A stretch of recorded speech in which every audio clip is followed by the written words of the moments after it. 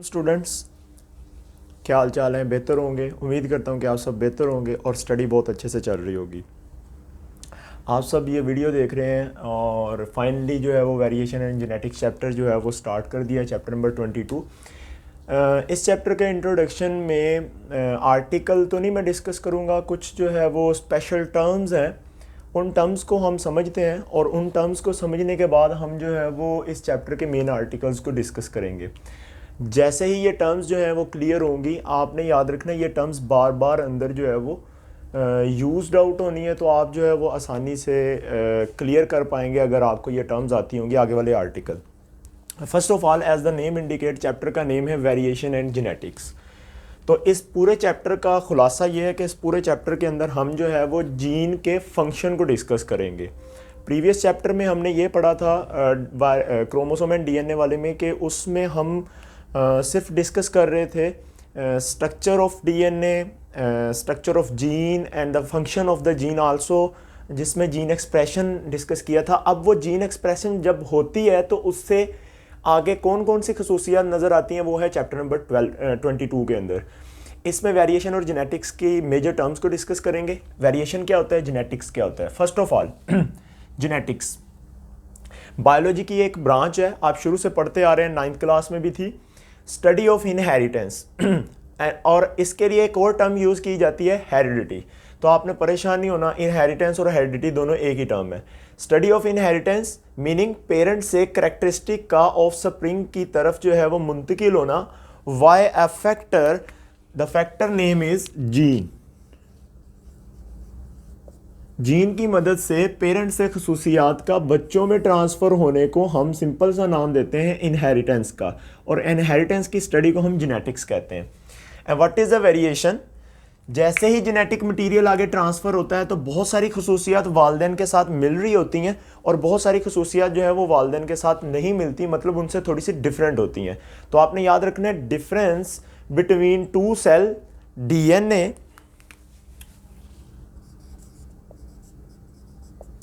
और the difference between two organisms on the basis of the genetic material. दो जानदारों के दरमियान जो है वो डिफरेंस होना या उन दोनों का डिफरेंट होना एक दूसरे से किस बुनियाद पर, जेनेटिक मटेरियल की बुनियाद पर, तो इसको हम वेरिएशन कहते हैं। सादा से लफ्ज़ में समझाऊं तो आपने याद रखना है कि जेनेटिक्स आपके पास क्या है। जेनेटिक्स आपके पास बायोलॉजी की वो ब्रांच है जिसमें आपने देखना है कि वालिदैन के साथ आपकी कौन कौन सी खसूसियात मुशाबत रखती हैं। मसलन हम देखें तो इंसान का बच्चा जब आगे इंसान पैदा होता है तो उसके दो ही कान होते हैं, दो आँखें होती हैं और इसी तरह प्रॉपरली पूरी बॉडी इंसान की तरह की होती है और ज़्यादातर वो मुशाबत अपने पेरेंट से रख रही होती है। उसको हम जेनेटिक्स में डिस्कस करते हैं। लेकिन बहुत सारी खसूसियात ऐसी हैं जो कि आगे मुंतकिल होती हैं लेकिन वो पेरेंट से डिफरेंट होती हैं, न्यू होती हैं। दीज करेक्टरिस्टिक जो कि जेनेटिकली ट्रांसफ़र हो रही, नाउन एज वेरिएशन। अब वो करेक्टरिस्टिक को हम क्या कहते हैं जो जीन के थ्रू आगे ट्रांसफ़र होती है, नाउन एज ट्रेट। ट्रेट हमारे पास ऐसी करेक्टरिस्टिक होती हैं that is developed by a factor. Factor का मतलब आपके पास जीन, क्योंकि जब पहली बार मेंडल ने इनको डिस्कस किया था तो मेंडल ने इनका नाम एज अ फैक्टर यूज़ किया था, उसने इनको जीन नहीं कहा था। जीन एक पर्सन ने आपके इनको प्रॉपर नेम दिया था। तो आपने याद रखना है ऐसा फैक्टर जिसकी वजह से कोई ना कोई खसूसियत डेवलप हो, उसको हम क्या कहते हैं, ट्रेट। और वो वाली ट्रेट आपके पास कोई भी हो सकती है। For example, hair colour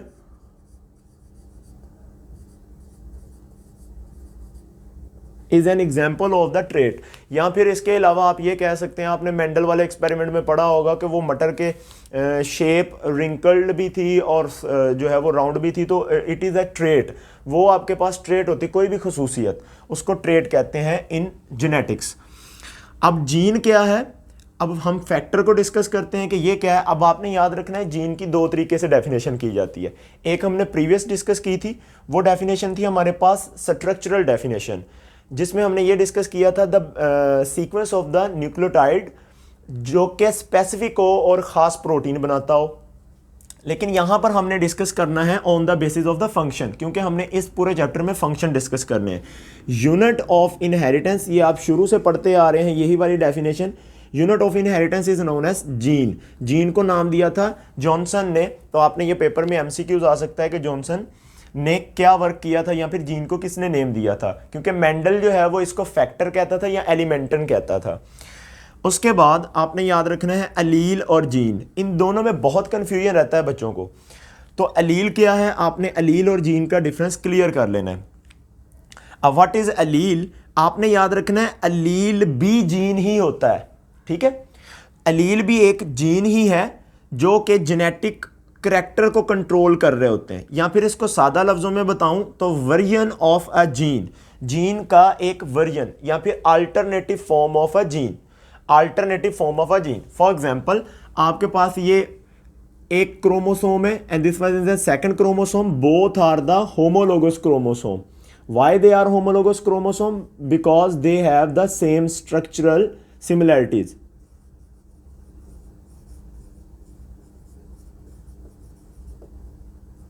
homologous chromosome, homologous chromosome के ऊपर आप समझ लें कि ये एक प्लांट के होमोलोगस क्रोमोसोम है, तो प्लांट के ऊपर एक जीन यहां पर अवेलेबल है, और ये जो जीन है ये आपके पास कलर का जीन है। और होमोलोगस क्रोमोसोम के अंदर उसी दूसरे क्रोमोसोम पर एक पर जहां पर जीन मौजूद होता है, उसी की दूसरे क्रोमोसोम की उसी जगह पर भी जीन मौजूद होता है। अब ये दोनों के दोनों जीन जो है वो आपके पास कलर के हैं, लेकिन ये वाला आपके पास रेड कलर को शो कर रहा है और ये वाला आपके पास ग्रीन कलर को शो कर रहा है। तो हैं दोनों के दोनों कलर के जीन, जीन है दोनों के दोनों, लेकिन दोनों के दोनों डिफरेंट फॉर्म रख रहे हैं।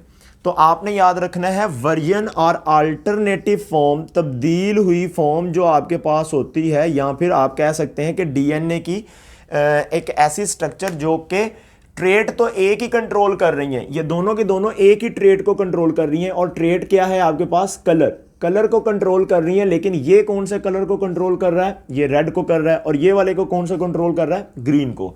तो आपने याद रखना है दोनों के दोनों की ट्रेट सेम है, therefore they are both are allele. ये भी जीन है लेकिन इसके लिहाज से ये अलील है, ये जीन है इसके लिहाज से ये अलील है। तो ये both are the alternative form. अब आपने एक और चीज याद रखनी है, that is an very important definition, what is locus. Locus आपके पास क्या होती है, locus as the name indicate location को शो कर रहा है, location of a gene on a chromosome, chromosome के ऊपर जीन की लोकेशन। अब मैंने यहां पे ये एक जीन ड्रा किया है, for example this one is an gene. आपको पता है डीएनए का सीक्वेंस होता है आपके पास जीन एक। अब यहां पर अगर देखा जाए तो आपके पास एक जीन यहां पर अवेलेबल है क्रोमोसोम के, एक यहां पर अवेलेबल है, एक यहां पर अवेलेबल है, और एक इस जगह पर है। तो हम इन सभी जगह को क्या नाम देंगे, लोकस का, ठीक है। अगर इनको कलेक्टिवली लिखा जाए तो लोकाय लिखा जाएगा, और अकेली को हम लोकस का नाम देंगे। अब आपने याद रखना है लोकेशन या लोकस बहुत ही ज्यादा इंपॉर्टेंस रखती है। अगर हमें फिजिकली उसकी लोकेशन पता है कि क्रोमोसोम पर एक जीन की लोकेशन यहां पर है, तो हम उस जीन को निकाल भी सकते हैं और ट्रीटमेंट में बहुत ज्यादा जो है वो हेल्पफुल होती है। Next, these are the beneficial terminologies, ये दोनों में डिफरेंस पूछा जाता है। अब अलील हमने पढ़ा है, तो अलील होमोजाइगस भी होती हैं, अलील हेट्रोजाइगस भी होती हैं। अब आपने याद रखना है कि हमारी बॉडी के अंदर, अच्छा एक चीज और याद रखिएगा कि अलील पेयर में होती हैं आपके पास, जीन पेयर, मतलब जीन एक पेयर की फॉर्म में होता है जिसकी दो फॉर्म को हम अलील कहते हैं। लेकिन ये हमारी बॉडी के अंदर बहुत सारी और फॉर्म में भी पाया जाता है, ठीक है, मल्टी फॉर्म्स इनकी होती हैं, जस्ट टू नहीं होती। लेकिन आपने याद रखना है जो आपके पास जाइगोट, डिप्लॉयड जाइगोट से बने हुए ऑर्गेनिज्म होते हैं, उनमें एक क्रोमोसोम आता है मदर से, मैटरनल होता है, और एक होता है पैटर्नल जो कि फादर से आता है। टोटल 23 पेयर होते हैं, जिनमें से एक एक जो है वो पेरेंट, एक एक पेरेंट से आया होता है, फादर से और मदर से। तो जो फादर से आया होगा वो भी उस तरह का जीन लेके आया होगा, और आपके पास जो मदर से आया होगा वो भी उस तरह का। तो अब आपके पास दो कॉपी बन जाती हैं। तो इन अलील को आगे डिस्कस करता हूं। तो आपने याद रखना है होमोजाइगस अलील होती हैं और हेट्रोजाइगस। होमोजाइगस से जो ट्रेट कंट्रोल होगी उसको हम होमोजाइगस ट्रेट का नाम देंगे, और जो हेट्रोजाइगस से कंट्रोल होगी उसको हम हेट्रोजाइगस ट्रेट का नाम देंगे। ट्रेट आपके पास करैक्टर को कहते हैं। अब व्हाट इज द होमोजाइगस, होमो का मतलब होता है same, what is the meaning of the same, आप देखिएगा यहां पर एक ऐसा कंडीशन जिसमें एक ऑर्गेनिज्म की बॉडी के अंदर एक ऐसा पेयर एलील का पाया जा रहा हो जो सिमिलर हो, उस कंडीशन में उस ऑर्गेनिज्म की बॉडी के अंदर मौजूद एलील को हम क्या कहेंगे, होमोजाइगस एलील। अब क्या मतलब हुआ इसका, फॉर एग्जाम्पल ये आपके पास रेड कलर वाली एलील एक क्रोमोसोम पर मुश्तमिल है, तो दूसरी तरफ भी आपके पास पेरेंट से जो एलील आए वो डिफरेंट कलर की ना आए, वो बिल्कुल इसी कलर की आ जाए जिस तरह का यहां पर कलर है। Wait a minute, for example यहां पर भी रेड कलर वाली आ जाती है, तो बोथ आर द सेम। तो अगर एक ऑर्गेनिज्म के अंदर एक ट्रेट को कंट्रोल करने वाली एलील, एक खुसूसियत को कंट्रोल करने वाली एलील बोथ सेम हो, मदर से भी वही वाली आई हो और फादर से भी वही वाली आई हो, तो इस कंडीशन में इन एलील को होमोजाइगस कहेंगे। और दोनों मिलके जो आपके पास खुसूसियत को कंट्रोल करेंगे उसको हम होमोजाइगस ट्रेट का नाम देंगे। इसमें कॉमन एग्जांपल आप होमोजाइगस एलील की पढ़ेंगे, लाइक एग्जांपल आप T and T, these are the homozygous allele. Small t and small t, these are the homozygous allele. Both are the homozygous because आप देख लें कि ये आपके पास और ये वाला दोनों का दोनों सेम है। अब आगे आ जाते हैं तो हेट्रोजाइगस, एक ऐसी कंडीशन जिसमें एलील्स क्या हो, डिफरेंट हो जाएं और वो एक कैरेक्टर के लिए आई हो फ्रॉम पेरेंट्स। अब हम इसको समझ लेते हैं। यहां पर फॉर एग्जाम्पल यहां पर दो एलील मौजूद हैं आपके पास, एक इधर है और एक इधर है, एक ये जीन है एक ये जीन है। अब आपके पास ये जो दोनों जीन हैं हम समझ लेते हैं कि ये आपके पास हैं हाइट के gene.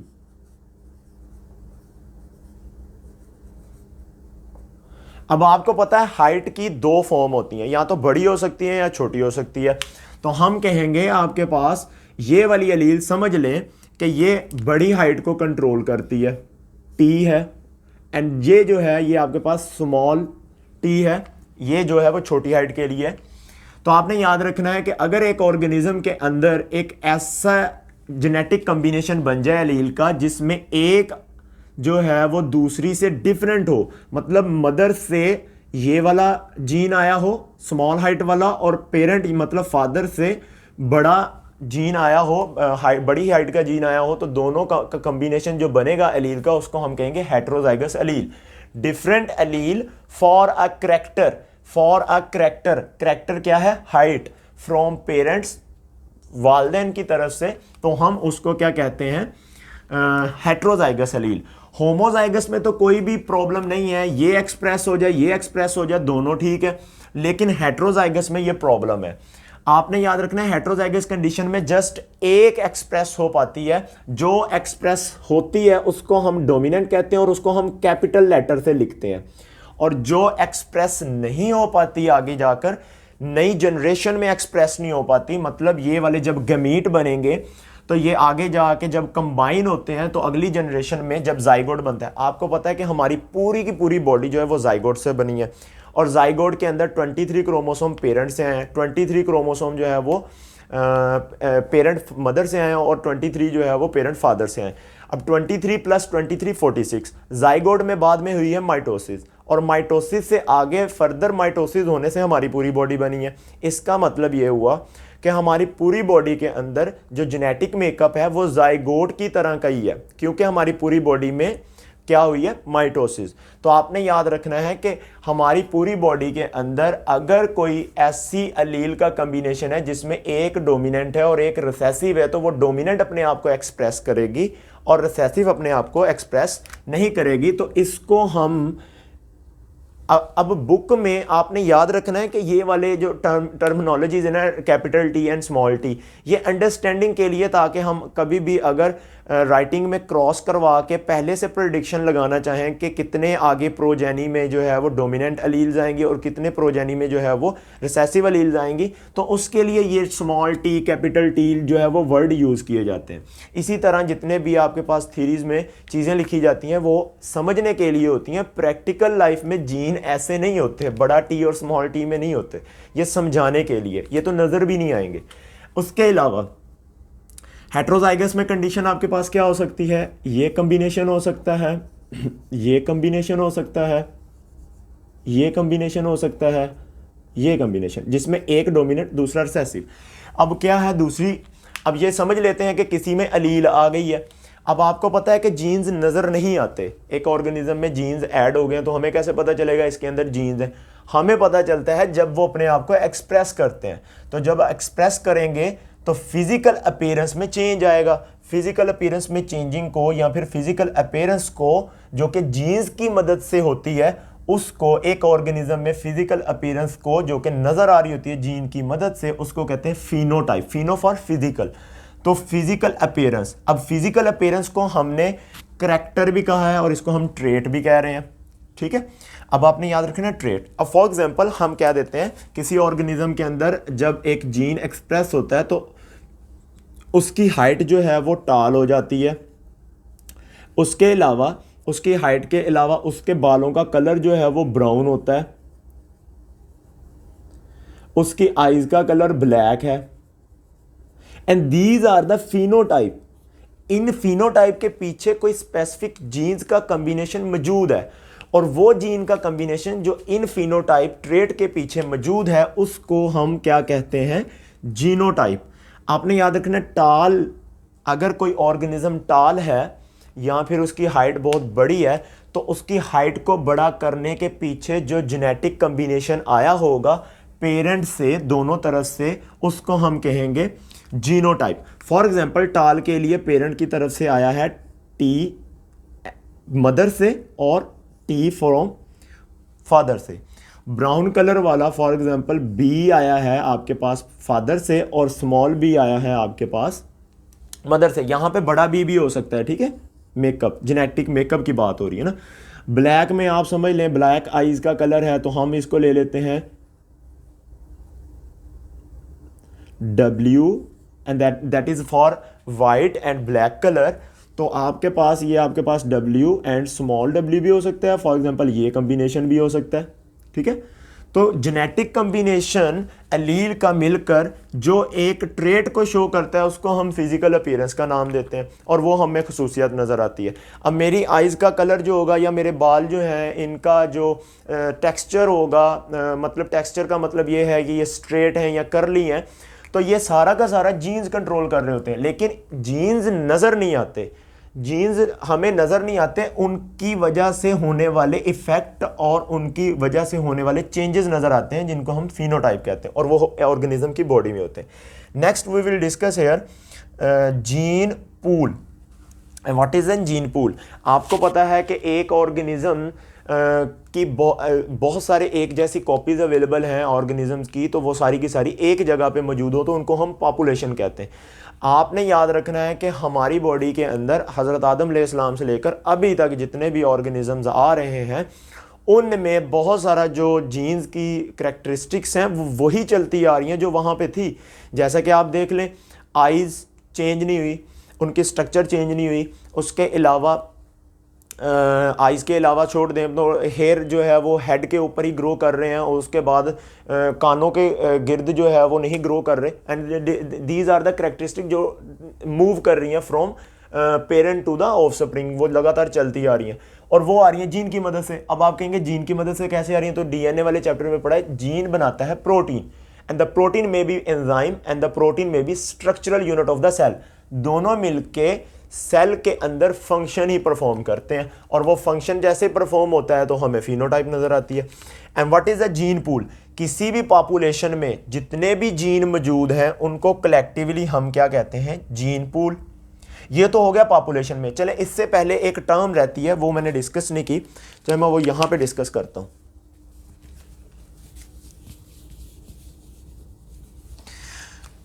Genome. What is genome?